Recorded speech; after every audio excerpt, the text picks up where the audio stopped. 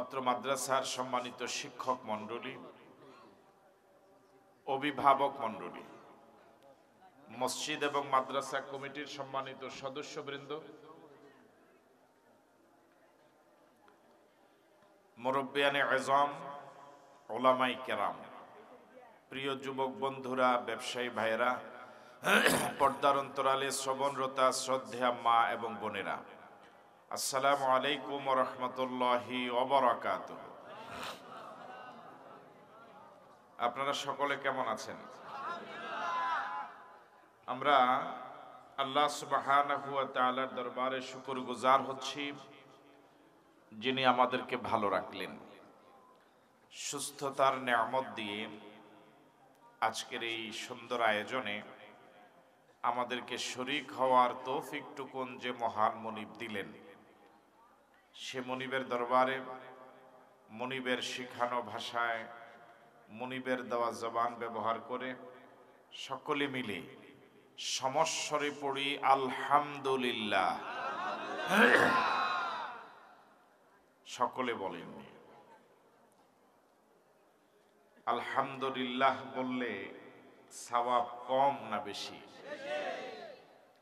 রাসূল করিম সাল্লাল্লাহু আলাইহি ওয়াসাল্লাম বলেছেন, আলহামদুলিল্লাহি তামলাউল মিজান। আল্লাহর কোন বান্দা কোন বান্দি যদি একবার আলহামদুলিল্লাহ বলে, বিনিময়ে মালিক এত সওয়াব দেন যে মিজানের পাল্লাটা একদম ভরে যায়। এই জন্য মন থেকে আবারও বলি আলহামদুলিল্লাহ। রাসূল করিম সাল্লাল্লাহু আলাইহি ওয়াসাল্লামের রূহ মুবারকে আমরা সকলে মিলে দরুদ পড়ি, যিনি আমাদের প্রিয় নবী, সর্বকালের সর্বযুগের সর্বশ্রেষ্ঠ নবী।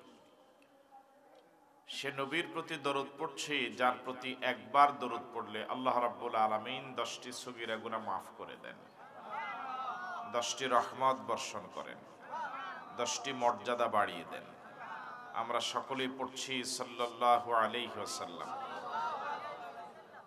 শুহাদায়ে কেরামদের আত্মার মাগফিরাত কামনা করছি, দ্বীনের জন্য যারা জীবন দিলেন, মাজলুম হলেন, কবরে গেলেন, পৃথিবীর বিভিন্ন অঞ্চলে বিভিন্ন সময়ে, বিশেষ করে ফিলিস্তিনের গাজা অঞ্চলে জালেম ইসরায়েলিদের বর্বরোচিত নৃশংস অমানবিক অবর্ণনীয় নির্যাতনে যে সকল নারী, পুরুষ, শিশু, বৃদ্ধ, কিশোর অন্ধকার কবরে চলে গেলেন, ফরিয়াদ করছি মুনিব, তুমি তাদের সকলকে শহীদ হিসেবে কবুল করো। 52 সনে ভাষার জন্য যারা জীবন দিলেন, 71 সনে স্বাধীনতার জন্য যারা জীবন দিলেন, জাতির সূর্য সন্তান, ভাষা সৈনিক এবং বীর মুক্তিযোদ্ধা, ঈমান নিয়ে যারা কবরে গেলেন, আল্লাহ রাব্বুল আলামিন তাদেরকে শহীদ হিসেবে কবুল করুন। আপনাদের এই খুরুলের জমিনে আল্লাহর যত বান্দা যত বান্দি যারা পরিমাণ ঈমান নিয়ে যারা অন্ধকার কবরে চলে গেলেন, আল্লাহ রাব্বুল আলামিন সবাইকে মাফ করে দিক। এই মাদ্রাসা, এই মসজিদ, এই এতিমখানা, এই হেফজখানা যারা প্রতিষ্ঠা করলেন, কমিটিতে ছিলেন, শিক্ষক ছিলেন, সহযোগী ছিলেন, ছাত্র ছিলেন, শুভাকাঙ্ক্ষী ছিলেন, এই মাহফিল যারা সাজালেন, আলোচক এবং শ্রোতা হিসেবে আমরা যারা আসার সুযোগ পেলাম, বিভিন্নভাবে এই মাহফিল সাজাতে যারা সহযোগিতা করলেন, আল্লাহ রাব্বুল আলামিন আমাদের সবাইকে মাফ করে দিন। আপনারা গুরুত্বপূর্ণ আলোচনা শুনছিলেন হাজারাত উলামায়ে কেরামের জবান থেকে।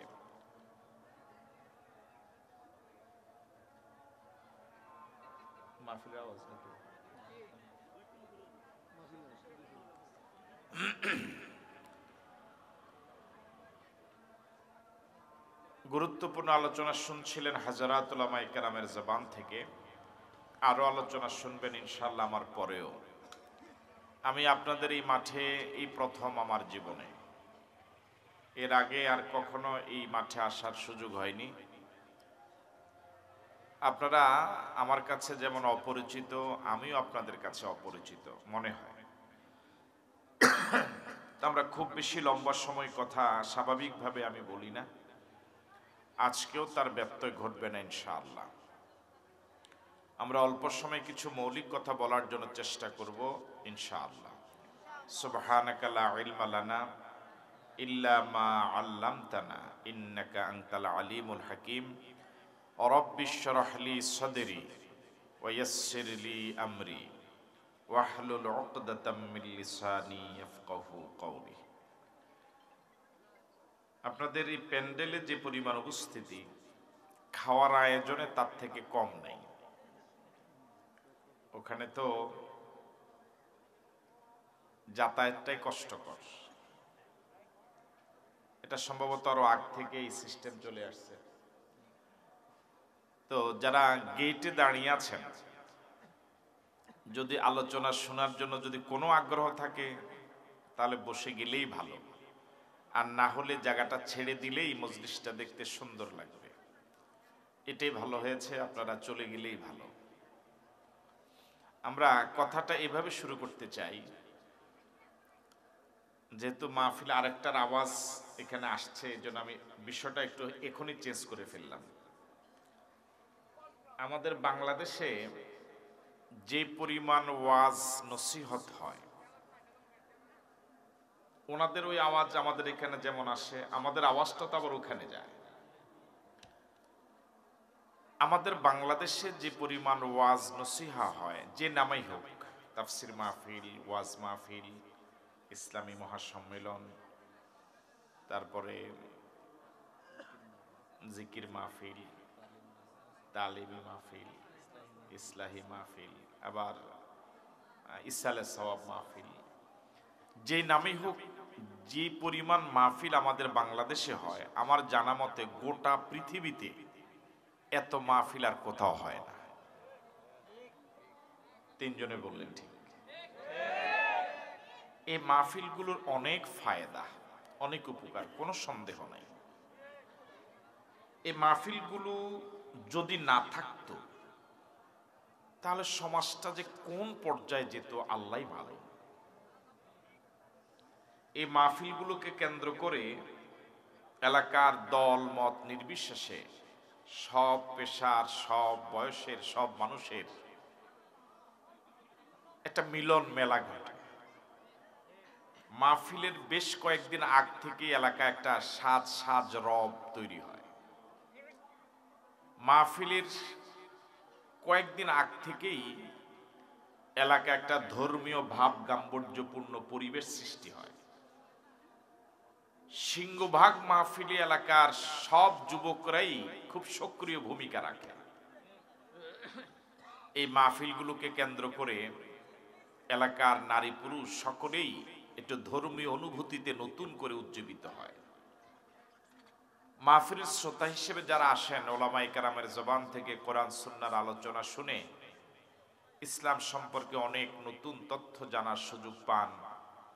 বিগত দিনের নিজের জীবনের অপরাধের কথা স্মরণ হয়ে নিজেকে অপরাধী হিসেবে আল্লাহর কাছে সুপর্দ করার মতো একটা পরিবেশ তৈরি হয়। সামনের জীবন অপরাধ মুক্ত কিভাবে কাটানো যাবে, এর জন্য একটা নিজস্ব পরিকল্পনা তৈরি হয়।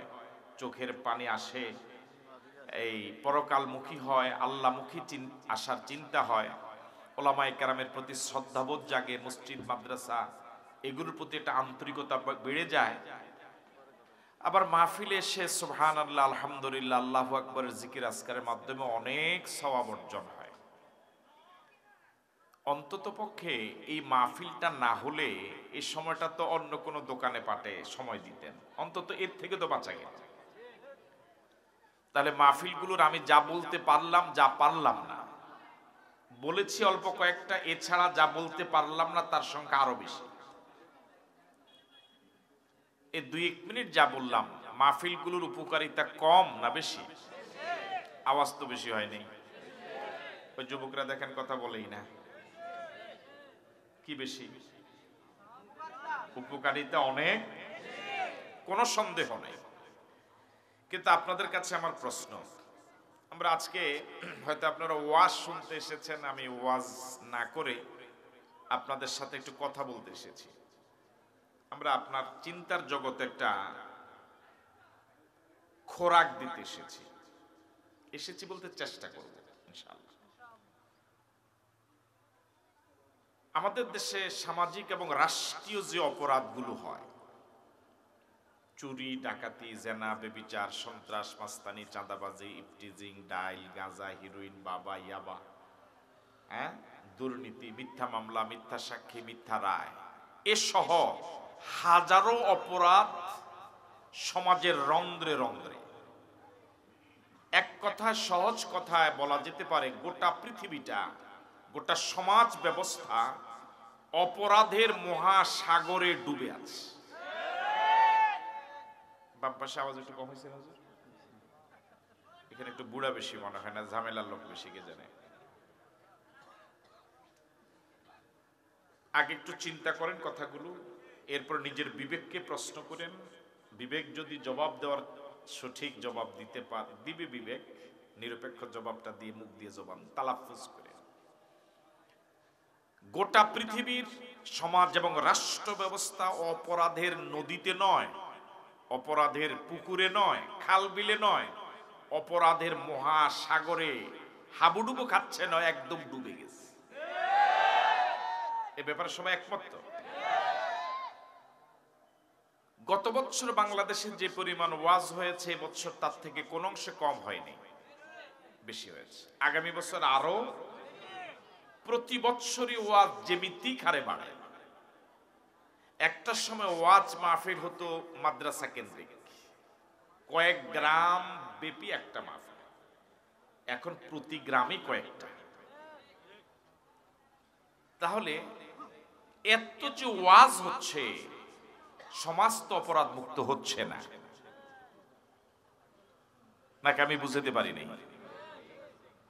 আপনারা কি চলে গেছেন? এই ওয়াজগুলো দিয়ে কি সমাজ অপরাধ মুক্ত হচ্ছে? আওয়াজ দিয়ে বলেন। আমি কি ওয়াজের বিরুদ্ধে কথা বললাম? ওয়াজের ফায়দা তো আমি নিজে স্বীকার করলাম, কিন্তু ওয়াজগুলো দিয়ে সমাজ এবং রাষ্ট্রকে অপরাধ মুক্ত বানানো এ পর্যন্ত যায় নাই। যদি আরো 1000 বছরও ওয়াজ চলে, সমাজ থেকে অপরাধ দূর হবে না, বরং অপরাধ বাড়বে।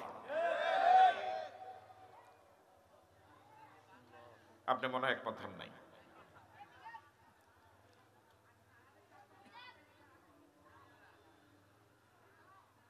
তাহলে এই ওয়াজগুলো যায় কোথায়?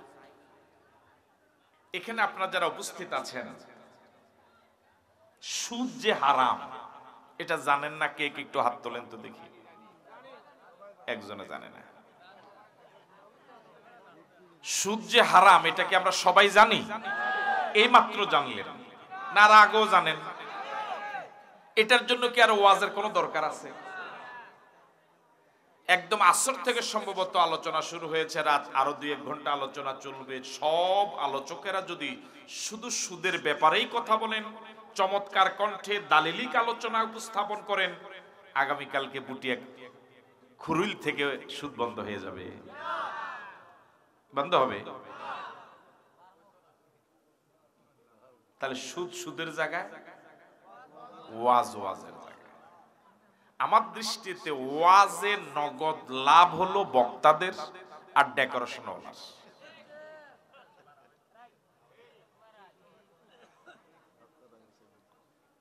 বুঝেন না মনে হয়? আজকে কোনো কারণে যদি মাহফিলটা বৃষ্টির কারণে বন্ধ হয়ে যেত, মাইকওয়ালার টাকা কি না দিয়ে পারত? প্যান্ডেলওয়ালার একদম নগদ। দোকানগুলোতে লেখা থাকে বাকি দেওয়া নিষেধ। কোন দোকানে লেখা থাকে বাকি দেওয়া বড় কষ্ট, বাকিতে বন্ধুত্ব নষ্ট। কোন দোকানে লেখা থাকে বাকি চাহিয়া লজ্জা দিবেন না। এই জাতীয় আরো অনেক মুখরোচক সুন্দর সুন্দর চমৎকার বচন লেখা থাকে। যেই দোকানে এই লেখাগুলো থাকে ওই দোকানেও বাকি চলে। আপনি কি আমার কথা বুঝেন না? কিন্তু কোন হুজুর আজ পর্যন্ত বাকিতে ওয়াজ করছে এটার প্রমাণ আছে? কথা বলে না কেন? কিয়ামত পর্যন্ত প্রমাণ পাওয়া যাবে বলে মনে হয়? নগদ।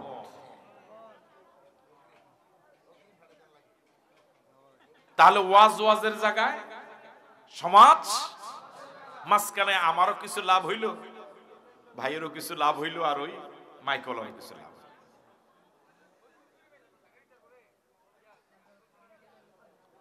সম্মানিত দিনী ভাইরা, হাসির খোরাক দেই নাই আমরা, আপনারা তো একই মানুষ, একটু চিন্তার খোরাক দিয়েছি। আমার চিন্তার সাথে আপনি একমত নাও হতে পারেন, আপনি এক হতে মাজবুর না, বাধ্য না। আমার কাছে মনে হয়েছে যা, সেটা আমি আপনাদের কাছে উপস্থাপন করছি। আমরা কি চাই আমাদের সমাজটা অপরাধ মুক্ত হোক? একটু আওয়াজ দিয়ে কথা বলেন। আমরা কি চাই আমাদের সমাজটা অপরাধ মুক্ত হোক? একটা সমাজে সব মানুষ অপরাধী না, নিরপরাধ মানুষের সংখ্যাই বেশি, অপরাধীদের সংখ্যা হাতে গোনা অল্প কিছু জন। আমি উদাহরণটা এভাবে দিই, একটা ইউনিয়নে যদি 10,000 মানুষ থাকে, এর ভিতরে একটু আগে যে অপরাধগুলোর কথা বললাম, বড় জোর এমন অপরাধী মানুষের সংখ্যা 400-500 হবে। বাকি 9,500 মানুষে এই অপরাধগুলোর সাথে অতভাবে জড়িত নয়, কিন্তু এই 400-500 অপরাধীদের কারণে 9,500 নিরপরাধ মানুষ, ভালো মানুষ, সহজ সরল মানুষগুলোর আরামের ঘুম হারাম। ওরা ওই 400-500 অপরাধীদের কাছে 9,500 মানুষ চরম অসহায়, একেবারে জিম্মি হয়ে আছে। মনে হয় 400-500 মানুষই এই ইউনিয়নের মালিক, আর এরা প্রজাও না, এরা রোহিঙ্গা। কারা?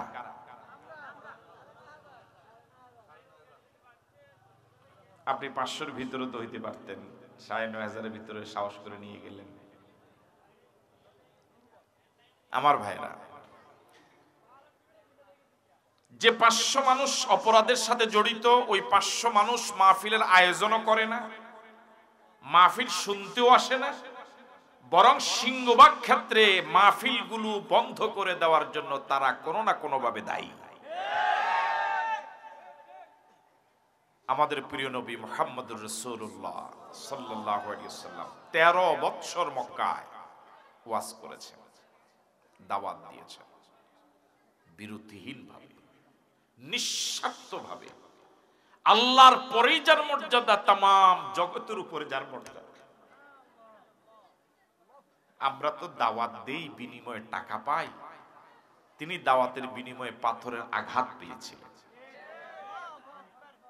13 বছর শ্রেষ্ঠ নবী, কুল কায়নাতের নবী, রাহমাতুল লিল আলামিন নবী, 13 বছর দাওয়াত দেওয়ার পরে, ওয়াজ করার পরে, তার 13 বছরের ওয়াজ শুনে আবু জেহেল সোজা হয় নাই। সোজা হয়েছে? ওই আবু জেহেলের যোগ্য উত্তরসূরি, কর্মী এবং মুরিদ, আদর্শের লোক এখনো পৃথিবীতে আছে না নাই? বাংলাদেশে না থাকুক, পৃথিবীর অন্য দেশে তো আছে, আছে। তো যে আবু জেহেল রাসূলের ওয়াজ শুনে সোজা হলো না, ওই আবু জেহেলের মুরিদেরা কোন হুজুরের পানি পড়ায়, কোন হুজুরের ওয়াজে, কোন পিশাবের টাকা পড়ায় সোজা হবে? আমি মনে বুঝাইতে পারি না আপনাদের। সোজা হবে বলে মনে হয়? সোজা করার জন্য একমাত্র, শুধুমাত্র, কেবলমাত্র যেটা প্রয়োজন সেটা হলো আইন। কি লাগবে? আবার বলেন। সমাজ এবং রাষ্ট্রকে অপরাধ মুক্ত বানাবার জন্য আইনের বিকল্প কিচ্ছু নাই, শুধুমাত্র, কেবলমাত্র, একমাত্র আইন। কি লাগবে? তাহলে কয়েক মিনিটের আলোচনা কি আমরা একমত হলাম যে ওয়াজ দিয়ে সমাজ অপরাধ মুক্ত বানানো যাবে না, আইন লাগবে? এ ব্যাপারে কি সবাই একমত হলাম? এবার আমরা যে বিষয়ে কথা বলতে চাই, যেহেতু একটা বিষয় একমত হলাম যে আইন লাগবে, এখন কোন আইন দিয়ে সমাজ রাষ্ট্রকে অপরাধ মুক্ত বানানো যাবে? আল্লাহর আইন দিয়ে না মানুষের বানানো আইন দিয়ে? আইন দু প্রকার, মানুষের জন্য মানুষের বানানো আইন, মানুষের জন্য আল্লাহর দেওয়া আইন। এবার আমি আপনাদের কাছে প্রশ্ন রাখলাম, মানুষের জন্য পৃথিবীর মানুষেরা যে আইন বানায়, এই আইন দিয়ে কি মানুষকে অপরাধ মুক্ত বানানো যাবে? কেন যাবে না? প্রথম কথা হলো, মানুষের জন্য মানুষের আইন বানাবার অধিকার নেই। ক্ষমতাই নাই। কারণ যে আইন বানায় সেও মানুষ, যাদের জন্য বানায় আরো সহজ কথায়, যারা আইন বানায় তারাও গোলাম, যাদের জন্য বানায় তারাও কার গোলাম? এবার আপনাদের কাছে প্রশ্ন, গোলাম কি গোলামদের জন্য আইন বানাবার কোন অধিকার রাখে? গোলামদের জন্য আইন বানাবার একমাত্র অধিকার কার? মালিকের। ঠিক নয় কি? এই গোলামদের মালিক যিনি, তারই অধিকার ওই গোলামদের জন্য আইন বানানো। কোন গোলাম আরেকজন গোলামের জন্য আইন বানাবার কোন যোগ্যতাই রাখে না। দুই, যে মানুষ মানুষকে সংশোধন করার জন্য, ভালো বানাবার জন্য আইন বানায়, সিংহভাগ ক্ষেত্রে ওই মানুষগুলো অপরাধের সাগরে নিজেই ডুবে যাচ্ছে। তো নিজেই যেহেতু অপরাধের গডফাদার, সে তো আরেকজনের জন্য আইন বানায় তাকে ভালো বানাতে পারবে না। তিন, পৃথিবীতে যারাই মানুষকে শাসন করার জন্য ব্রেন প্রসূত ওহি বিবর্জিত আইন বানায়, যাদের জন্য বানায় ওরা হয়তো মুরগি চুরি করে, ডাব চুরি করে, নারিকেল চুরি করে, আর যারা আইন বানায় তারা হাজার হাজার কোটি টাকা চুরি করে। তাহলে যাদের জন্য আইন বানায় তারা ছোট চোর, আর ওদের তুলনায় এদেরকে চোর বলাও যায়। আর যারা আইন বানায়, তো যে এত বড় চোর, সে ছোট চোরের জন্য আইন বানাবার জন্য কোনো অধিকার রাখে? যদি লজ্জা থাকতো এরা চেহারা দেখাতো। মাতবাড়ি তো দূরের কথা, নেতৃত্ব দেওয়া তো দূরের কথা, লজ্জা যদি থাকতো মানুষের সামনে মুখ দেখাবার সাহস করত না। কারণ আমি তো চোর, আমার ভিতরে তো একটা ভীতি কাজ করার কথা, চোর চোর ভাব থাকার কথা। অপরাধী অপরাধী বডি ল্যাঙ্গুয়েজ দেখলে বুঝবে এই লোকটা অপরাধী। কিন্তু আজ যারা নিরপরাধ তারা যেন হয়ে গেল অপরাধী, যারা অপরাধের সাগরে বাস করে ওরা হয়ে গেল দেশের মালিক। আছেন আপনারা এখানে? এই পৃথিবীতে একটা প্রাণী আর একটা প্রাণীর আইন মানে না। একটা গরু একটা গরুর আইন মানে না, একটা ছাগল একটা ছাগলের আইন মানে না, একটা গাধা একটা গাধার আইন মানে না, একটা শুকুর একটা শুকুরের আইন মানে না, একটা কুকুর একটা কুকুরের আইন মানে না। সৃষ্টির সেরা জীব মানুষ, আশরাফুল মাখলুকাত মানুষ। ওয়ালাকাদ কাররামনা বানি আদম, লাকাদ খালাকনাল ইনসানা ফি আহসানি তাকওয়িম। এই চমৎকার সৃষ্টি আল্লাহ, তার মতো আরেকজন মানুষের বানানো আইনের জন্য আন্দোলন করবে, ওই আইন মেনে চলবে, ওই আইনের জন্য সংগ্রাম করবে। এটা মানবতার জন্য সবচেয়ে লজ্জাজনক, মানবতার জন্য সবচেয়ে হ্যাকারক। মানুষ হয়ে মানুষের বানানো আইনের সামনে মাথা নত করা, এটা মানুষের জন্য ইজ্জতের নয়, অপমানের। মানুষ মানুষের আইন মেনে চলা, এটা মানুষের জন্য স্বাধীনতা নয়, এটা গোটা মানবতার জন্য পরাধীনতা। তাহলে গোটা পৃথিবীতে বর্তমানে যারা আল্লাহর আইন বাদ দিয়ে মানুষের আইন, যারা আইন বানায়, ওরা গোটা মানবতাকে পরাধীন করে রেখেছে। কথাগুলো কি বুঝতেছেন? আপনাদের এলাকায় যে প্রতিষ্ঠানের যে ছাত্র প্রতিষ্ঠানের আইন মানে না, ওই ছাত্রকে প্রতিষ্ঠানের জন্য বৈধ না অবৈধ? নাম কেটে দেওয়ার, বের করে দেওয়ার অধিকার কি কর্তৃপক্ষ রাখে? অপরাধ প্রতিষ্ঠানের। যে সন্তান বাবার কমান্ড মেনে চলে না, ওই সন্তানকে বাবা ঘর থেকে, বাড়ি থেকে বের করে দেওয়ার অধিকার রাখে? যে স্ত্রী স্বামীর কথা মতো চলে না, শরীয়ত কি ওই স্ত্রীকে বিদায় করে দেওয়ার কোন পদ্ধতি রেখেছে? কি? তাহলে যে ছাত্র প্রতিষ্ঠানের আইন মানে না, সে প্রতিষ্ঠানের জন্য অবৈধ ছাত্র। যে স্ত্রী স্বামীর আইন মানে না, সে এই স্বামীর জন্য অবৈধ হয়ে যায়। এই জমিন কার? আরো আসতে বলেন। এই জমিনের জন্য প্রকৃত বৈধ নাগরিক তো তারা যারা মালিকের আইন মেনে চলে, মালিকের আইন অনুযায়ী চলে, সমাজকে চালাতে চায়, তারাই আল্লাহর জমিনের জন্য বৈধ নাগরিক। যারা আল্লাহর আইন মানে না, তারা আল্লাহর জমিনের জন্য অবৈধ নাগরিক। তো যারা এই জমিনের জন্য নিজেরা বৈধ নাগরিকই নয়, ওরা ওই জমিনের নাগরিকদের জন্য আইন বানাবার না, এটা তো ফাইজলামি, ঠিক নয় কি?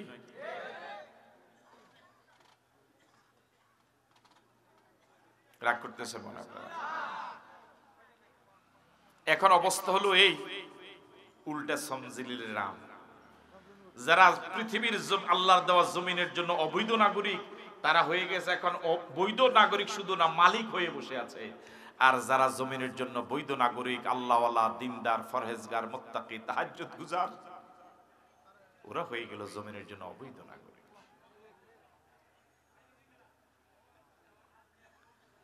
তাহলে আমরা কি একমত হলাম যে মানুষের জন্য মানুষের বানানো আইন দিয়ে মানুষকে অপরাধ মুক্ত বানানো যাবে না, সমাজ রাষ্ট্রকে অপরাধ মুক্ত বানানো যাবে না? এই ব্যাপারে কি একমত হলাম? তাহলে এবার পথ থাকলো আর একটা, সমাজ এবং রাষ্ট্রকে অপরাধ মুক্ত বানাবার জন্য কার আইন লাগবে? আরো জোরে বলেন, কার আইন লাগবে? এটা বুঝার জন্য কোনো দলিলের প্রয়োজন নেই। এরপরও কিছু কথা বলি। এই পৃথিবীতে মানুষ যত কিছু আবিষ্কার করেছে, সব আবিষ্কারের আবিষ্কারক তার আবিষ্কৃত বিষয় কিভাবে সে চালাবে এটা বলে দেওয়ার জন্য একটা গাইডলাইন, নীতিমালা সব আবিষ্কারক বলে দেয়। যেমন এই মোবাইল যারা আবিষ্কার করলেন, তারা এই মোবাইলটা আপনি চালাবেন কিভাবে, এটার জন্য নিশ্চয়ই একটা কিছু বিধিবিধান দিচ্ছে না, দেয় নাই? আমরা সেই অনুযায়ী চালাই।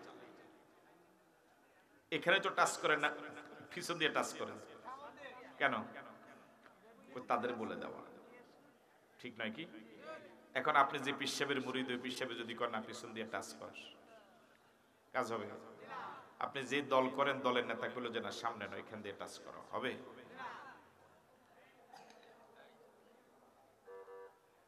রেলগাড়ি চিনেন? ও চিনে না মনে হয়।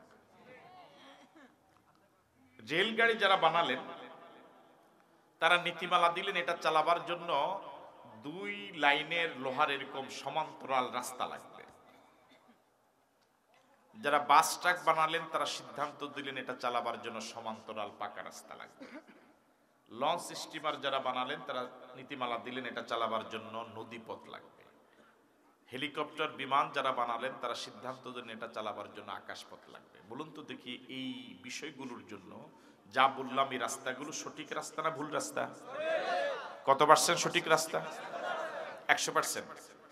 মাধাইয়া চিনেন তো আপনারা? মাধাইয়া পিছনে,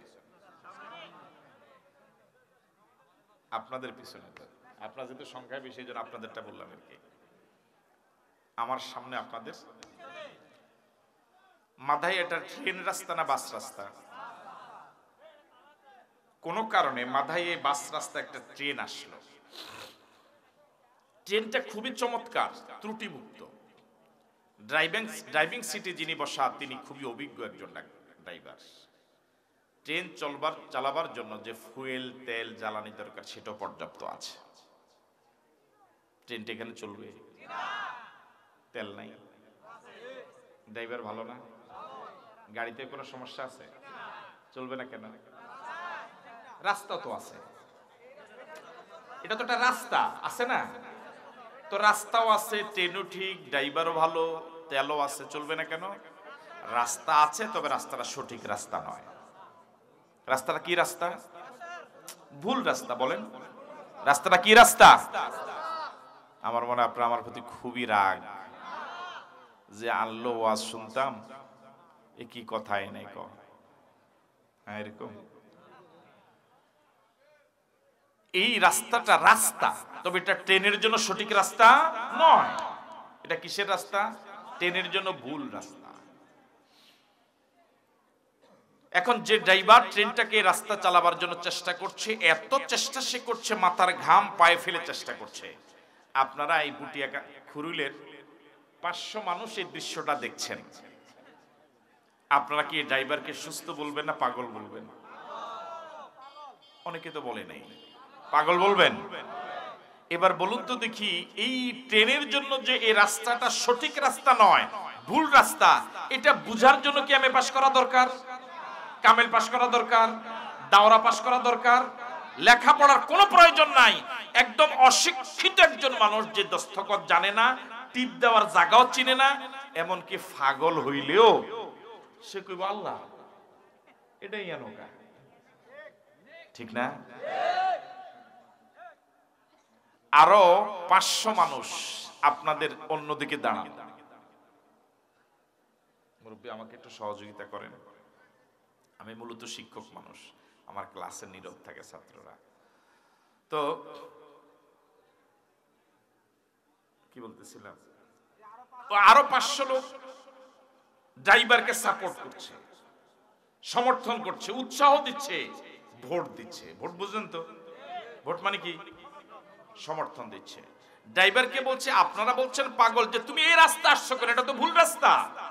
কিন্তু বিপরীত গ্যালারির 500 লোক 1000 লোক বলছে চালা, আমরা আসি না, আমাদের কথা দেশ উঠে, আমরা দেশের মাও বাবাও, আমরা দিনের কাম রাত্রে করি, রাত্রে কাম দিনে করি, আমরা কোন কাম আমরা ঠিক করেছি।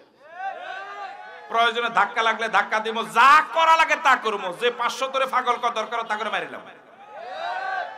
কথা বুঝেন নাই?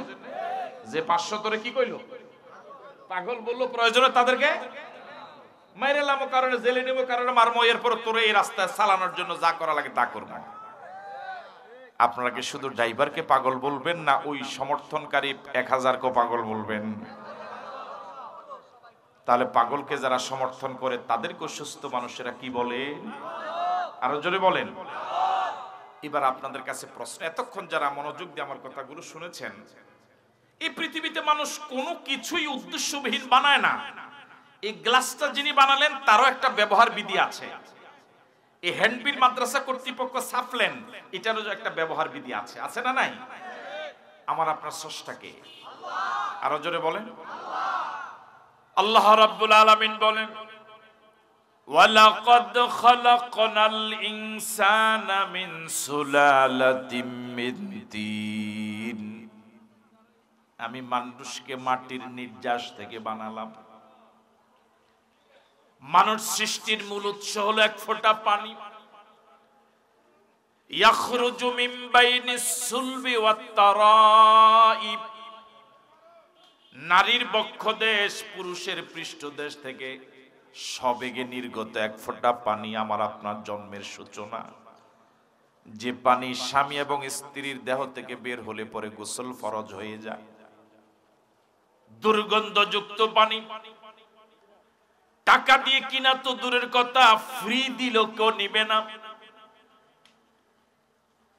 চিকিৎসা বিজ্ঞানীরা গবেষণা করে বলেছেন, স্বামী এবং স্ত্রীর মিলনের ফলে যে শুক্রাণু জরায়ুর দিকে রওনা হয়, আমি আপনি মায়ের যে জায়গায় ছিলাম এটাকে আরবিতে রেহেম বলে, বাংলায় জরায়ু বলে। চিকিৎসা বিজ্ঞানীরা বলেন, স্বামী এবং স্ত্রীর মিলনের ফলে যে শুক্রাণুটা মায়ের জরায়ুর দিকে রওনা হয়, এই শুক্রাণু দিয়ে 20 কোটি মানুষ জন্ম নিতে পারত। আল্লাহ, কয় কোটি? আরো জোরে বলেন। তিনি আমাদের এমন দয়ালু আল্লাহ, তিনি আমাদের এমন দয়ালু আল্লাহ, 19,99,99,999টা শুক্রাণুকে তিনি জরায়ুতে যেতে দেন নাই। এই শুক্রাণুগুলো সব প্রতিযোগিতা শুরু করে দিয়েছিল যাওয়ার জন্য। তিনি আমাদের এমন দয়ালু আল্লাহ, 19,99,99,999টা শুক্রাণুকে জরায়ুতে যাওয়ার আগে তিনি অকার্যকর করে দিয়েছেন, ব্যর্থ করে দিয়েছেন। শুধু আমি আবু নসর আশরাফি, নাজিবুল্লাহ আফসারি, মুহতামিম ওয়ালিউল্লাহ মাদানী, এই শুধু আমার আপনার আব্দুল সালাম, আব্দুল করিম, আব্দুর রহমান, এই একটা শুক্রাণুকে মালিক দয়া করে রেহেমে জাগা দিস। এরপর মালিক দয়া করে আপন কুদরতে জরায়ুর মুখটা বন্ধ করে দিলেন। ও যুবক, বিনয়ের সাথে আরজ করি, এমন মালিককে কেমনে ভুলে যাও? এমন মালিকের বিরুদ্ধে কেমনে মিছিলে যাও? এমন মালিকের বিরুদ্ধে কেমনে তুমি আন্দোলন করো? এমন মালিককে তুমি কেমনে ভুলে যাও? যে মালিক আমার প্রতি এত দয়া করলো। ওই 19,99,99,999টা শুক্রাণুর ভিতরে আমি আশরাফিকে তিনি রাখতে পারতেন। তখন পৃথিবীর কেউ আমার নাম জানতো না, আমার নামে মিছিল হতো না, আমার নামে মাইকিং হতো না, আমার নামে কোনো খামের ভিতরে মোটঙ্কের হাদিয়া কেউ রেডি করতো না। তিনি আমার আপনার এমন মালিক। ওই শুক্রাণুটা যখন চরম অবহেলিত, কেউ পৃথিবীর খবর জানতো না, আমার দল আমার খবর জানতো না, আমার পীর আমার খবর জানতো না। দলের কাছে আমার খবর হয়েছে, কদর বেড়েছে যখন আমি দলের জন্য মিছিলে যাওয়ার উপযোগী হয়েছি।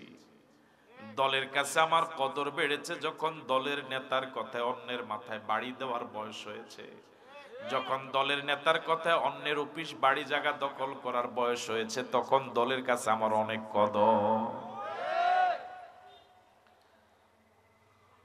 ঠিক সে আপনি যিনি দলের জন্য অনেক কিছু করলেন, গোটা এলাকায় আপনার কারণে দলের জনপ্রিয়তা বেড়ে গিয়েছে, মানুষ শুধু দল বলতে আপনাকে বুঝায়। সে আপনি যখন অসুস্থ হয়ে বিছানায় শুয়ে যাবেন, আপনার হাতের গড়া কর্মী আপনার বাড়ির সামনে দিয়ে মিছিল করে যাবে, আপনার খবরও নিবে না। পীরের কাছে আমার আপনার কদর বেড়েছে যখন পীরকে মোটা অঙ্কের হাদিয়া দেওয়ার বয়স হয়েছে। পীরের বাড়িতে গরু ছাগল হাঁস মুরগি দেওয়ার বয়স যখন হয়েছে, তখন আমার পীরের কাছে কদরের কমতি নাই। যেদিন আগের মতো আর হাদিয়া দিতে পারবো না, আন্তরিকতার যদিও কমতি না হয়, আরো বেড়েও যদি যায়, শুধু হাদিয়া যদি আগের মতো দিতে না পারি, পীরের কাছে আর আগের মতো কদর থাকবে না। বক্তার কাছে আপনার কদর বেড়েছে, আমার কদর বেড়েছে। বক্তাকে যদি বারবার দাওয়াত দিতে পারি, ভালো মানের খাওয়াতে পারি, হুন্ডার বহরের যুবকদেরকে দিয়ে রিসিভ করাতে পারি, যাওয়ার সময় মোটা অঙ্কের হাদিয়া দিতে পারি, ভালো মানের খাওয়ালেন, হুন্ডার বহরে মিছিল করে আনলেন, স্টেজে মিছিল করে উঠালেন, কিন্তু যাওয়ার সময় মোটা অঙ্কের হাদিয়া যদি দিতে না পারেন, বক্তার কাছে আপনার আমার কদর নাই। আমি আপনি যখন মায়ের গর্ভে চরম অসহায়, পৃথিবীর কেউ আমার খবর নিত না, কেউ আমার খবর জানতো না, তখনও যিনি ভুলে যান নাই, তিনি আর কেউ নন, তিনি হলেন আল্লাহ। এমন আল্লাহকে কেমনে ভুলে যাই? এমন মায়ার আল্লাহকে কেমনে ভুলে যাই? তিনি আমার এমন আল্লাহ, তিনি আমার এমন আল্লাহ। আমার ভাইয়ারা, এই দুনিয়ার মানুষ যেটা বুঝাতে চাচ্ছিলাম, এই দুনিয়ার মানুষ ছোট হোক বড় হোক যাই আবিষ্কার করে, উদ্দেশ্যবিহীন কেউ কিছু আবিষ্কার করে না, এটা ব্যবহারের জন্য পথ বলে দেয় না, এরকম হয় না। এবার আপনাদের কাছে প্রশ্ন, আমাকে আপনাকে আল্লাহ কোটি কোটি মানুষ সৃষ্টি করেছেন, সামনে করবেন, এত শত হাজার কোটি মানুষকে আল্লাহ কোনো উদ্দেশ্যবিহীন বানাইছে? এই মানুষদেরকে সৃষ্টি করে কি আল্লাহ কোন রাস্তা বলে দেয় নাই? কথা বলে না কেন? আল্লাহ রাব্বুল আলামিন বলেন, ফাইম্মা ইয়াতিয়ান্নাকুম মিন্নি হুদান ফামান তাবিআ হুদায়া ফালা খাউফুন আলাইহিম ওয়ালা হুম ইয়াহজানুন। ও বান্দা, আমি তোমাকে খোলা ময়দানে এমনি ছেড়ে দেই নাই, তোমাকে পথ বলে দেই নাই, এমন হয় নাই। আমি তোমাকে সৃষ্টি করেছি, তোমাকে পথ বলে দেওয়ার দায়িত্ব আমার হাতে রেখেছি। আমি তোমার জন্য একটা হুদা পাঠালাম, বান্দার জন্য একটা হুদা যাবে, একটা সংবিধান যাবে, একটা নীতিমালা যাবে। ফামান তাবিআ হুদায়া, আমার দেওয়া সেই নীতিমালা, সংবিধান, গাইডলাইন যে ব্যক্তি মেনে চলবে, ব্যক্তি, পরিবার, সমাজ এবং রাষ্ট্র মেনে চলবে, ফালা খাউফুন আলাইহিম ওয়ালা হুম ইয়াহজানুন, তাদের দুনিয়াতেও চিন্তা নাই, পরকালেও কোনো ভয় নাই। আর সেই গাইডলাইনের নাম হলো আল কোরআন। সেটার নাম কি? আরো আসতে বলেন, সেটার নাম কি? এবার সংক্ষেপে এক কথায় জবাব দেন, দুনিয়ার শান্তি, পরকালের মুক্তির জন্য একমাত্র সংবিধান কি? আরো জোরে বলেন। সে সংবিধান আমার আপনার হাতে আছে না নাই? বাড়িতেও আছে না নাই? এই মসজিদও অনেক জিলদ আছে, মাদ্রাসায় আছে, কিন্তু সমাজ এই কোরআন দিয়ে চলে না, রাষ্ট্র এই কোরআন দিয়ে চলে না। আগের কথা যদি মনে রেখে থাকেন তাহলে এবার মিলাইয়া জবাব দেন। মাথায়া বাস রাস্তা, ট্রেন দেখার কারণে আপনি ট্রেনের ড্রাইভারকে পাগল বলেছিলেন, যেহেতু এটাও রাস্তা, কিন্তু ট্রেনের জন্য এটা সঠিক রাস্তা নয়, ভুল রাস্তা। ভুল রাস্তায় এসে গিয়েছে, চলার জন্য চেষ্টা করার কারণে তাকে পাগল বলেছিলেন। যারা ওকে সমর্থন করে তাকেও পাগল বলেছিলেন। এবার বলুন তো, এই কোরআনের সঠিক রাস্তা বাদ দিয়ে ভিন্ন বিকল্প রাস্তায় চলার মতো মুসলমান সমাজে আছে না নাই? আমি বুঝতে পারছি না মনে হয়। বিধর্মীদের কথা আপাতত বাদ। মুসলমান নামাজ পড়ে, রোজা রাখে, দাঁড়িয়ে আছে, এই মানের মুসলমান এই কোরআনের সঠিক রাস্তা বাদ দিয়া বিকল্প রাস্তায় চলার মতো লোক আছে না নাই?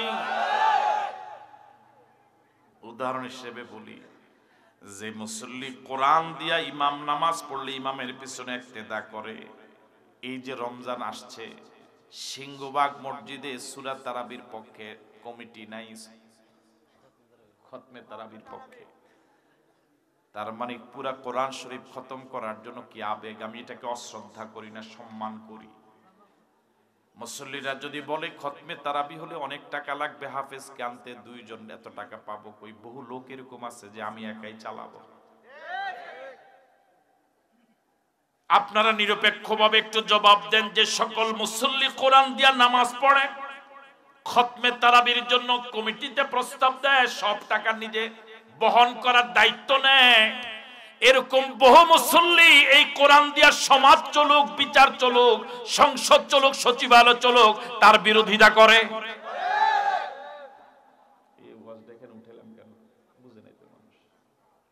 বিরোধিতা করে কি করে না?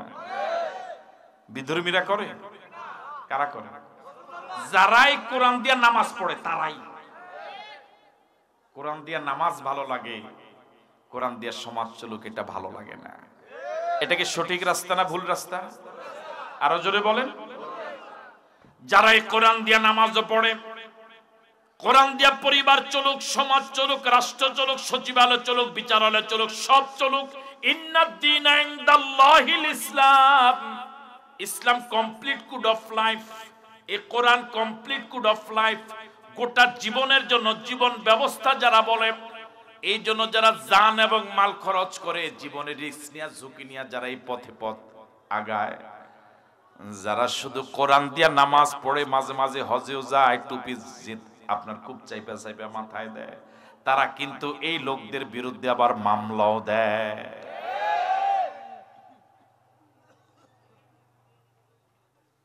তাহলে কোরআনের ক্ষেত্রে যদি এটা সঠিক রাস্তা হয়, সমাজে মুষ্টিময় হলেও, অল্প হলেও কিছু লোক যারা কোরআনের পথে চলতে চায়, সমাজের সিংহভাগ মুসলমান যারা কোরআনের সঠিক রাস্তা চলতে চায় না, বরং যারা চলে তাদের বিরোধিতা করে, তাদেরকে দুনিয়া থেকে বিদায় করে দেওয়ার পরিকল্পনা নেয়। আপনারা বাস রাস্তায় ট্রেনের ড্রাইভারকে দেখে পাগল বলছিলেন, যারা কোরআনের সঠিক রাস্তা বাদ দিয়া ভুল রাস্তা নিজেও চলে, সমাজকেও চালায়, পরিবারকেও চালায়, তাদেরকে কিন্তু পাগল বলেন না, বরং নেতা বলেন। কি কন? ঠিক নয় কি? আমি মনে হয় রাজনীতি করলাম।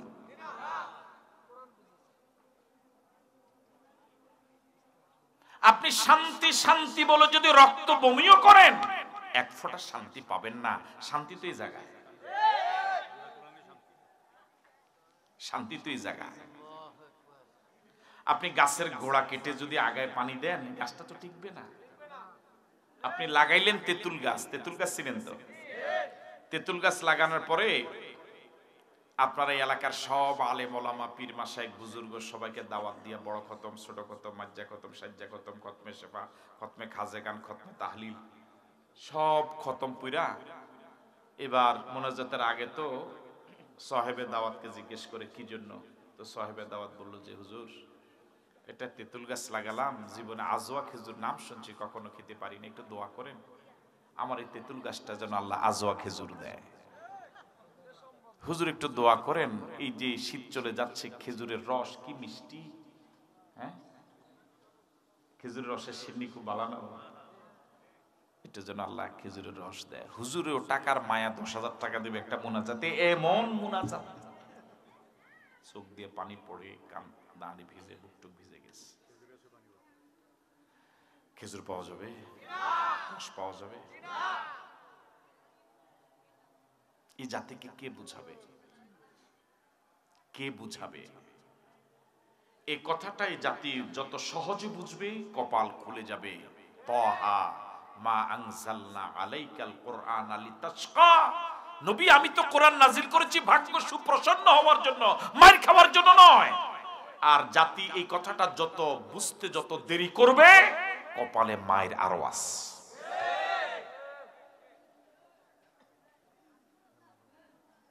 আল্লাহ রহম করুক।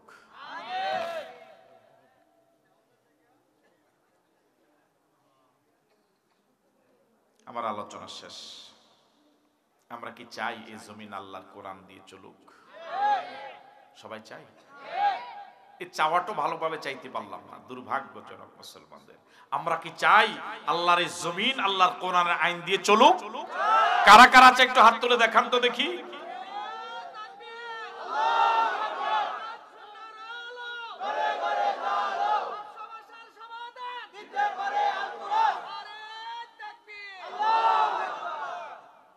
রাসূল করিম সাল্লাল্লাহু আলাইহি ওয়াসাল্লাম 13 বছর মক্কায় দাওয়াত দিয়েছিলেন। মক্কার জনসাধারণ সামগ্রিকভাবে কোরআনের দাওয়াত কবুল করলো না। রাসূল মদিনায় গেলেন। 400 কিলোমিটার উপরে পথ, কণ্টকাকীর্ণ পথ, বিপজ্জনক ঝুঁকিপূর্ণ পথ পাড়ি দিলেন। রাতের অন্ধকার একজন মাত্র সঙ্গী নিয়ে গেলেন। মদিনার জনগণ সামগ্রিকভাবে রাসূলকে রাষ্ট্রপ্রধান হিসেবে মেনে নিলেন। রাসূল এখন যা বলে তাই, মদিনার আইন। কোরআন দিয়ে মদিনা চলা শুরু হলো। চুরি ডাকাতি বন্ধ হলো, জানাবে বিচার বন্ধ হলো, সন্ত্রাস মাস্তানি চাঁদাবাজি বন্ধ হয়ে মদিনা এক চমৎকার জান্নাতি রাষ্ট্র হয়ে গেল। রাসূল আজ থেকে 1500 বছর আগে ঘোষণা করলেন, খায়রুল কুরুনে কারনি, আমার রাষ্ট্রটা পৃথিবীর শ্রেষ্ঠ রাষ্ট্র। রাসূল মদিনার যে রাষ্ট্র চালিয়েছিলেন যে কোরআন দিয়া, কোরআন তো এটাই না আরেকটা? হ্যাঁ আমার ভাইয়েরা, এই কোরআনের রাত ছাড়া বিচার কোনোদিন সঠিকভাবে পাওয়া যাবে না। আজ গোটা পৃথিবীতে লক্ষ কোটি মানুষ জুলুমের শিকার।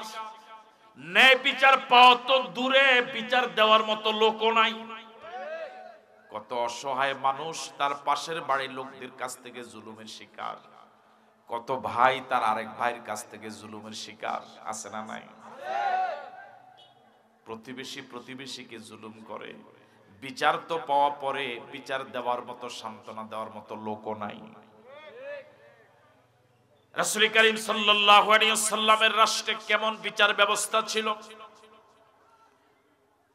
কুরাইশ বংশের একজন মহিলা চুরি করেছে, হাত কাটা রায় হলো।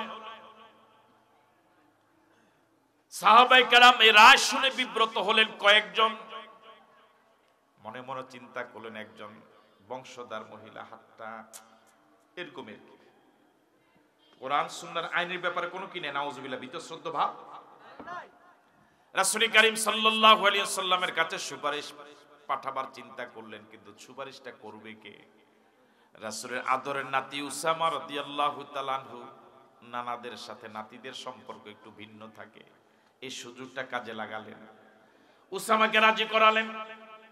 উসামা রাদিয়াল্লাহু তাআলা আনহু আল্লাহ নবীর কাছে গিয়ে খুব কাছাকাছি গিয়ে বললেন, না না, কুরাইশ বংশের মহিলা হাত কাটা যাবে না। রাসূল বুঝে ফেললেন এটা আমার নাতি উসামার কথা নয়, এটা মুরব্বী সাহাবীদের শেখানো কথা। আল্লাহ নবী একটা ভাষণ দিলেন, জ্বালাময় ভাষণ। বললেন, একজন বংশধর নারীর হাত কাটা রায় হয়েছে, তার পক্ষে সুপারিশের জন্য আমার নাতি উসামাকে আমার কাছে পাঠিয়েছ। শুনে রাখো, আমার কলিজার টুকরা জান্নাতি নারীদের সরদারিনী ফাতেমা যদি চুরি করত, হাত কাটার রায় হতো, আমি বাবার নিজ হাতে আমার মেয়ের হাত কেটে দিতাম। জোরে বলেন আল্লাহু আকবার। হযরত আবু বকর সিদ্দিক রাদিয়াল্লাহু তাআলা আনহু খলিফাতুল মুসলিমিন, আবু বকর সিদ্দিক রাদিয়াল্লাহু তাআলা আনহুর আমলে প্রধান বিচারপতি হলেন হযরত ওমর ফারুক রাদিয়াল্লাহু তাআলা আনহু। আল্লাহু আকবার বলবেন। হযরত ওমর ফারুক অনেক দিন পর্যন্ত প্রধান বিচারপতি পদে আছেন। এই প্রধান বিচারপতির জন্য রাষ্ট্রের পক্ষ থেকে যে বেতন সেটা ভোগ করেন। অনেক দিন পরে হযরত ওমর ফারুক রাদিয়াল্লাহু তাআলা আনহু আবু বকর সিদ্দিক রাদিয়াল্লাহু তাআলা আনহুর কাছে গিয়ে আরজ করলেন, ইয়া খলিফাতুল মুসলিমিন, আজ অনেক দিন আমি প্রধান বিচারপতির চেয়ারে আছি, আমি এখন প্রধান বিচারপতির পদ থেকে পদত্যাগ করতে চাই। আবু বকর নরম তবিয়তের মানুষ, তিনি চিন্তায় পড়ে গেলেন। ওমর গরম তবিয়তের মানুষ, নিশ্চয়ই কোথাও না কোথাও একটু ঝামেলা হয়েছে। হযরত ওমর ফারুক রাদিয়াল্লাহু তাআলা আনহু বললেন, ইয়া খলিফাতুল মুসলিমিন, তেমন কোনো সমস্যা হয় নাই। কেন পদত্যাগ করতে চাই আপনার প্রতি মনে কষ্টের কারণেও নয়, আপনি অনেক দিন আমাকে প্রধান বিচারপতির চেয়ার দিয়েছেন, এই জন্য রাষ্ট্রের বেতন আমি প্রতি মাসে ভোগ করি, সে বেতন দিয়ে আমার সংসার চলে। আজ এতদিন প্রধান বিচারপতির চেয়ারে আমি বসা, আল্লাহর কসম করি বলি এ পর্যন্ত আমার টেবিলে একটা মামলা আসলো না। কোন ভাইয়ের বিরুদ্ধে একটা মামলা নিয়ে আসলো না, কারো বিরুদ্ধে কেউ বিচার নিয়ে আসলো না। আমার মন বলে, যতদিন কোরআন সুন্নাহ অনুযায়ী রাষ্ট্র চলবে, ততদিন কোনদিন কোন ভাই কারো বিরুদ্ধে মামলা নিয়ে আসবে না, বিচার নিয়ে আসবে না। সুতরাং আমি কোন কাজকর্ম ছাড়া খামোখা কেন রাষ্ট্রের বেতন ভোগ করব? আল্লাহ।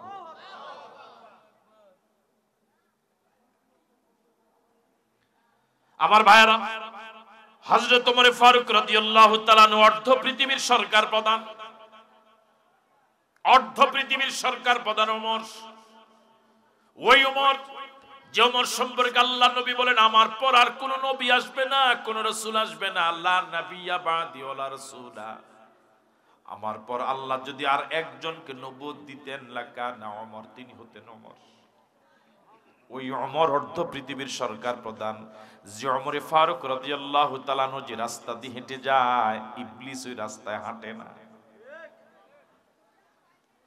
দিনের বেলা সচিবালয় চালান, সংসদ চালান, রাতের অন্ধকারে জনগণের অবস্থা দেখার জন্য সরজমিনে নেমে পড়েন, এটা তার নিত্য নৈমিত্তিক কাজ। একদিন গভীর রজনীতে হযরত ওমর ফারুক রাদিয়াল্লাহু তাআলা আনহু বের হলেন জনগণের অবস্থা দেখার জন্য। তিনি ছদ্মবেশে বের হয়েছিলেন যাতে করে জনগণ তাকে না চিনে। এক বাড়ির সামনে গিয়ে তিনি দেখেন ওই বাড়ির মালিক বাড়ির সামনে পায়চারি করছে, মনে বড় পেরেশান। হযরত ওমর কাছে গেলেন, লোকটা ওমরকে চিনল না। সালাম বিনিময়ের পরে হযরত ওমর লোকটাকে জিজ্ঞেস করলেন, আল্লাহর বান্দা, এত গভীর রজনীতে বাড়ির সামনে এভাবে একাকী হাঁটছেন, কোনো দুশ্চিন্তা আছেন কিনা? লোকটা বললেন, আপনার কাছে বলে লাভ কি? ওমর বললেন, বলে দেখুন না, লাভ হতেও তো পারে। লোকটা বললেন, আমার স্ত্রীর প্রসব বেদনা উঠেছে, আমার স্ত্রী প্রসব বেদনা ছটপট করছে, আমি পুরুষ মানুষ, এ বিষয়ে আমার কোনো অভিজ্ঞতা নাই, ঘরেও বিকল্প তৃতীয় কেউ নাই। আমি আমার স্ত্রীর এই প্রসব বেদনা সহ্য করতে না পেরে বাড়ির থেকে বের হয়ে গেলাম একজন অভিজ্ঞ ধাত্রী অথবা নার্স সন্ধান করার জন্য। হযরত ওমর ফারুক রাদিয়াল্লাহু তাআলা আনহু বললেন, আপনি এখানে একটু অপেক্ষা করেন, দেখি একজন ধাত্রী বা নার্স পাওয়া যায় কিনা। হযরত ওমর দৌড়ানো শুরু করলেন। অল্প সময়ের ভিতরে বাড়িতে গেলেন, নিজের প্রিয় অর্ধ পৃথিবীর সরকার প্রধান ওমর ফারুক রাদিয়াল্লাহু তাআলা আনহু নিজের স্ত্রীকে সঙ্গে নিয়ে অল্প সময়ের ভিতরে লোকটার কাছে আসলেন। এসে বললেন, এই মহিলাটাকে ঘরে যাওয়ার অনুমতি দেন। অনুমতি পাওয়া গেল। কিছুক্ষণ পরে অল্প সময়ের ব্যবধানে হযরত ওমর ফারুক রাদিয়াল্লাহু তাআলা আনহুর স্ত্রী ওমরে ফারুককে বললেন, আপনার বন্ধুকে শুভ সংবাদ দিন, আল্লাহ রাব্বুল আলামিন তাকে একটা পুত্র সন্তান দান করেছে। লোকটা আল্লাহর শুকরিয়া আদায় করলেন, আর মনে মনে চিন্তা করলেন, আমার দেশের সরকার প্রধান ওমর ইবনুল খাত্তাব না হইয়া এই লোকটা যদি আমার দেশের সরকার প্রধান হতো, তাহলে জনগণের কতই না উপকার হতো। আসলে তিনি তো অমর। এবার লোকটা ওই মহিলাকে পেশাদার ধাত্রী বা নার্স মনে করে কিছু টাকা দিতে চাইলেন, পারিশ্রমিক। হযরত ওমর ফারুক বললেন, আল্লাহর বান্দা, আপনি ভুল বুঝেছেন, এ কোনো পেশাদার ধাত্রী নয়, এ কোনো পেশাদার নার্স নয়, এ হলো আমার স্ত্রী, আমার জীবন সঙ্গী। আর আমি, আমার পরিচয় হলো, আমি আপনাদের খাদেম ওমর ইবনুল খাত্তাব রাদিয়াল্লাহু তাআলা আনহু। আল্লাহর কাছে ফরিয়াদ করি, মালিক, তুমি বলেছ আর নবী দিবে না, আমরা বিশ্বাস করি আর পৃথিবীতে কোনোদিন নবী আসবে না, কিন্তু তুমি তো কোথাও এই কথা বলো নাই ওমর আর পাঠাবে না। আমরা তোমার কাছে ফরিয়াদ করি, গোটা পৃথিবীর মাজলুমদের পক্ষে দাঁড়াবার জন্য, জালেমদের প্রতিরোধ করার জন্য তোমার কাছে ফরিয়াদ করি, আল্লাহ, অশান্ত পৃথিবীকে শান্ত করার জন্য তুমি মেহেরবানি করে একজন ওমর পাঠাও। বলি আমিন। হযরত ওমর ফারুক রাদিয়াল্লাহু তাআলা আনহু সচিবালয়ে কাজ করছিলেন। রাতের বেলায় মিটমিট করে বাতি জ্বলছিল। রাষ্ট্রের কাজ করছিলেন ওমর ফারুক, অর্ধ পৃথিবীর সরকার প্রধান।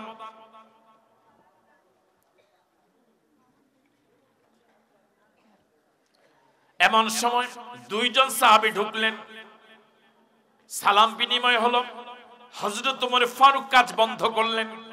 ওই দুইজন মেহমানকে জিজ্ঞেস করলেন, আল্লাহর বান্দা, ব্যক্তিগত কাজে এসেছেন না রাষ্ট্রের কাজে?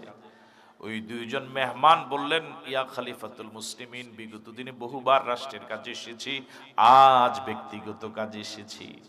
যখন জবাব দিলেন আর ব্যক্তিগত কাজে এসেছি, ওই দুইজন সাহাবীর সামনেই হযরত ওমর ফারুক সামনে যে বাতিটা মিটমিট করে জ্বলছিল, একটা ফু দিয়া বাতিটা নিভায়া দিলেন। আপনি কারো বাড়িতে যাওয়ার পর যদি বাতিটা আপনাকে দেখে নিভে যায়, কি লজ্জা না পাওয়ার কথা। হযরত ওমর ফারুক জবাব দিয়ে বললেন, আল্লাহর বান্দারা, আপনাদেরকে অপমান করার জন্য আমি বাতি অফ করি নাই, আমি মেহমানদের মেহমানদারি বুঝি। আমার রাসূল বলেছেন, মান কানা ইউমিনু বিল্লাহি ওয়াল ইয়াউমিল আখির ফালইউকরিম দাইফা, যে আল্লাহ এবং পরকাল বিশ্বাস করে সে যেন মেহমানদের মেহমানদারি করে, আমি ভালো বুঝি। তবে বাতিটা কেন নিভালাম শুনুন। এই বাতির যেটা জ্বালানি ছিল, তেল ছিল, এটা আমি ওমরের পকেটের টাকার কেনা তেল নয়, এটা রাষ্ট্রের টাকার কেনা তেল। আপনাদের সাথে রাষ্ট্রের টাকা খরচ করে তেল দিয়ে বাতি জ্বালিয়ে কথা বলা জায়েজ হবে না।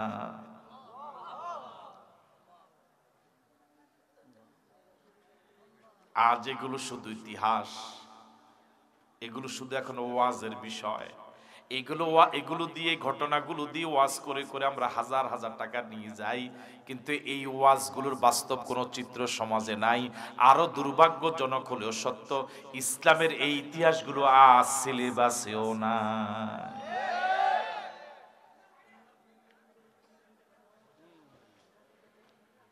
আমার ভাইয়েরা, বিশ্বাস করুন আর নাই করুন, আমাদের বাংলাদেশ গরিব নয়। বাংলাদেশ আল্লাহর দেওয়া এক বিরাট নেয়ামত। এদেশে রয়েছে 18 কোটি জনশক্তি, 18 কোটি মানুষের 18 দুগুণে 36 কোটি হাত।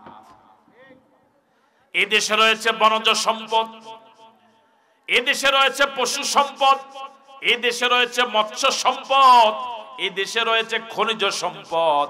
এদেশে সম্পদের কোনো অভাব নাই। এদেশের মাটি এত খাঁটি, এদেশের মাটি এত দামি। যারা সৌদি আরব সহ বিভিন্ন মরুভূমির মরু এলাকায় গিয়েছেন, আপনাদের বুঝে আসা সহজ।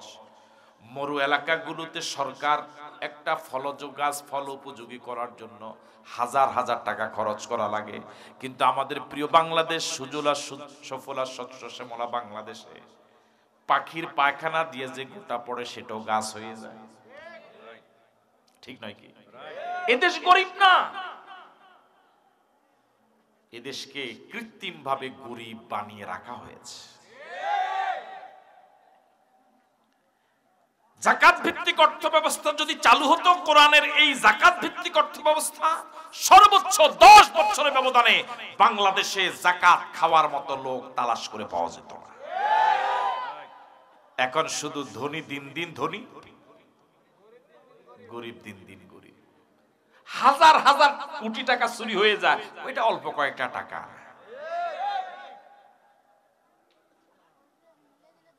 আর কয়দিন ঘুমে থাকবেন? কে জাগাবে? কে ঘুমন্ত জাতিকে আযান দিবে? কে মিছিলে নেতৃত্ব দিবে? কে কোরআনের রাজ কায়েম করার জন্য, জনগণকে ঘুরে দাঁড়াবার জন্য, অন্যায়ের প্রতিরোধ করার জন্য, আবার সজাগ হওয়ার জন্য ডাকটা দিবে কে? প্রজন্ম তো শেষ হয়ে যাচ্ছে। আপনার কলিজার টুকরা ছেলে মেয়ে ওরা তো সমকামী হয়ে যাচ্ছে। ইসলাম বিরোধী শিক্ষা ব্যবস্থা ওরা তো শেষ হয়ে যাচ্ছে, অনৈতিক ভাবে গড়ে উঠছে। কে সজাগ করবে? কে জাগাবে?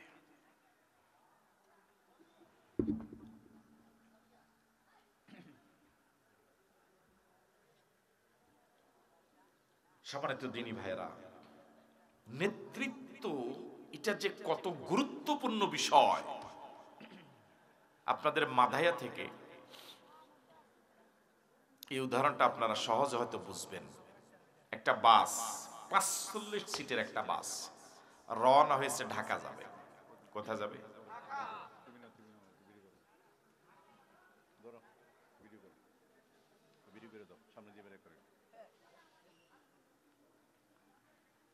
ড্রাইভারটা আধা পাগল, আবার গত রাতে ধরে নেন মেয়াদ উত্তীর্ণ বাংলা মদ খাইয়া পুরাটা। এখন যে 45 জন যাত্রী উঠছে, এরা এলাকার খুবই ভালো মানুষ, আল্লাহওয়ালা, দিনদার, বড় মাপের মুহাদ্দিস, মুফতি, খুবই ভালো মানুষ। গোটা দেশে এই মানের মানুষ আর নাই।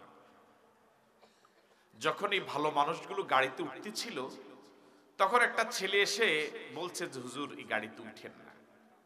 ছেলেটার পরনে শার্ট প্যান্ট। তো হুজুররা বলছিল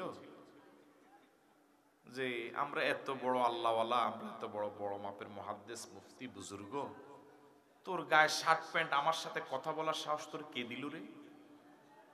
বুঝুন না মনে কথা? আমার সাথে কথা বলারই তো তোর সাহস হওয়ার কথা না। বেয়াদব! এ বেয়াদব টেয়াদবকে তারা কি করে দিছে? আমরা আসেনি না গুমজান। আর একটা ছেলে একটু পরে এসে বলতে, হুজুর পরের বাসে যান, অনুরোধ হুজুর, হ্যাঁ মায়া লাগে আপনাদের প্রতি। ওর দাড়ি ছোট। তোর এত দাড়ি ছোট, আমাদের সাথে কথা বলার সাহস তোর কে দিল? তারও কি করে দিল? আরেকটা ছেলে এসে বলতেছে, হুজুর উঠেন না আল্লাহর রাস্তায়, হুজুর ড্রাইভারটা আধা পাগল, ওর মোটে দাঁড়িয়ে নেই। তোর দাঁড়িয়ে নেই, আমার সাথে কথা বলার সাহস তোর কে দিল? তারও বিদায়। আরেকজন এসে বলতেছে, হুজুর গত রাতে ঢাকা যে অ্যাক্সিডেন্ট করছে ড্রাইভার এসে, আপনি উঠেন না। ও বলতেছে, হুজুররা বলতেছে তোর আকীদা ভালো না। কি ভালো না? একজনের কথা শুনলো না, আকীদা খারাপ। একজনের দাড়ি নাই, আরেকজনের গায়ে শার্ট প্যান্ট, আরেকজনের দাড়ি ছোট। এই এক একজনকে এক এক ফতুয়া দিয়া হুজুরা খুব ভালো মানুষ, হুজুরা বাসে উঠছে। এটা ঢাকা যাবে তো? বাসে ঢাকা যাবে তো? ও বুঝে না, ঢাকা যাবে? কোন জায়গায় যাবে? কয়শো মাইল যাই খালি পড়বে? খালি পড়বে? কয়জনের সমস্যা? হুজুরা কিন্তু ওই সতর্ককারীদের সতর্ক শুনে নাই। নিজের আমলের অহংকারে, এলেমের অহংকারে, বুজুর্গির অহংকারে ওই ছোট্ট ছেলেটা যে সতর্ক করেছিল ওর কথা শুনে নাই। আমল ভালো না, আমল খারাপ, দাড়ি নাই, শার্ট প্যান্ট পরে, ছোট দাড়ি, আকীদাওয়ালা না। আমাদের দেশে পাগলদের চিকিৎসার একটা কেন্দ্র আছে, মেন্টাল হসপিটাল পাবনা। কোথায়? ৪৫ জন পুরা পাগল চিকিৎসার জন্য একজন ড্রাইভার এই ৪৫ জন পাগলকে নিয়ে রওনা হয়েছে কক্সবাজার থেকে। কক্সবাজার থেকে একজন ড্রাইভার ৪৫ জন পুরা পাগল, আধা পাগল না, পুরা পাগল নিয়ে রওনা হয়েছে। কোথা যাবে? কিসের জন্য? চিকিৎসার জন্য।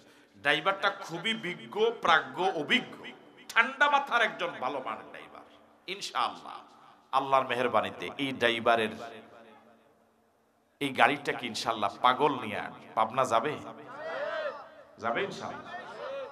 তাহলে ৪৫ জন পুরা পাগল নিয়ে বাসটা কক্সবাজার থেকে পাবনা যায়, আর ৪৫ জন বড় হুজুর নিয়ে মাদাইয়া থেকে ঢাকা যায় না। সমস্যা কয় জায়গায়? হ্যাঁ,